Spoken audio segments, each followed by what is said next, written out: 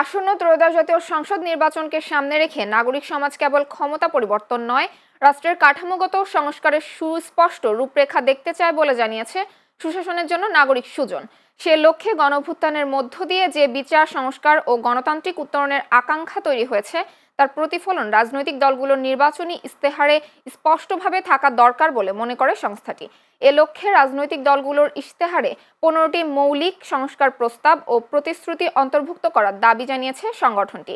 আজ রাজধানীর সিরডাপ মিলনায়তনে গণঅভ্যুত্থানে আকাঙ্ক্ষা সংস্কার ও নির্বাচনী ইশতেহার শীর্ষক বিভাগীয় সংলাপে এসব প্রত্যাশার কথা তুলে ধরেন সুজনের কেন্দ্রীয় সম্পাদক ও প্রধান নির্বাহী ডক্টর বদিউল আলম মজুমদার। সংলাপে বিভিন্ন শ্রেণী পেশার নাগরিক, গবেষক ও রাজনৈতিক বিশ্লেষকরাও উপস্থিত ছিলেন।